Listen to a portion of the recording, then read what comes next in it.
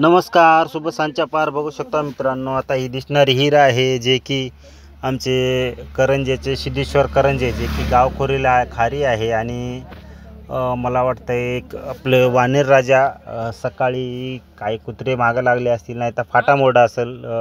फाटा मोडून म्हणा किंवा कुत्रे मागं लागून म्हणा, वानेर पडलं होतं मधामध्ये हिरीत. तर मग सिद्धेश्वर करंजेने वन विभागाच्या टीमला फोन केला होता. तर वन विभागाची टीम आली होती गाडीमध्ये, पिंजरा जाळी वगैरे घेऊन. त्याला वाटलं की वानर हे मृत्यू झाले नसेल म्हणून त्यानं तयारीनं आले होते सगळी टीम वन विभागाची. तर मी तुम्हाला सांगू शकतो, वन विभागाच्या टीममध्ये एक ड्रायव्हर आणि एक मॅडम आणि 2 सहकारी आले होते. सुट्टी असूनसुद्धा आले होते. त्याचं मानव तितकं कौतुक कमीच आहे.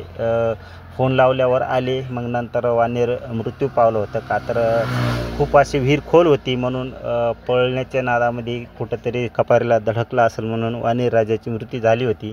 मग मला गाडी दिसल्यानं मी हिरीवर गेलो. मग आमचे शिवदर्शन भाऊ हंगरगे, ओमा अष्टुरकर, मी बापूराव करंजे, कैलास बर्डे, असे बरेच आमचे जवळचे आम्ही गेलो होतो. शहाणे बंधू एक. मग पुन्हा सिद्धेश्वरला फोन केल्यावर सिद्धेश्वर आला आणि मग हिरीमध्ये उतरून वानेर राजाला बांधून वरी काढलं. आणि काढून नंतर आम्ही त्याची एक छोटा खड्डा होता, त्या खड्ड्यामध्ये पुरल्यानंतर मॅडमनं पुन्हा पंचनामा केला. आणि नंतर आमच्या सह्या वगैरे घेऊन मॅडमच्या ऑफिसला पालमला गेली. आम्ही आमच्या इकडं गेलो होतो. तर बघू शकता, कुठं पण समाजकार्य असं केलं पाहिजे माणसानं, जसं घडेल तसं मी तुम्हाला सांगू शकतो.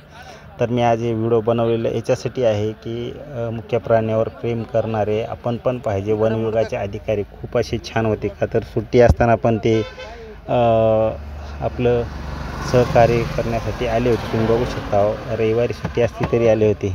तर मी तुम्हाला सांगू शकतो, आमच्या गावातले तडफदार जे कार्यकर्ते होते ते पण आम्ही बकोळ जण गेला होता तिथं जाऊन. मग वरी वानेर राजाला काढून व्यवस्थित खड्ड्यामध्ये पुरून वरी कुत्रं वगैरे उकरणं म्हणून दगडं वगैरे टाकले वरी. आणि नंतर मग जे वन विभागाची टीम आहे त्या मॅडमनं आमच्याकडून सह्या घेतल्या दोघं तिघाकडून. आणि मग मॅडम गेली पालमला आणि आम्ही आमच्या जिकडे तिकडे घरला गेलो.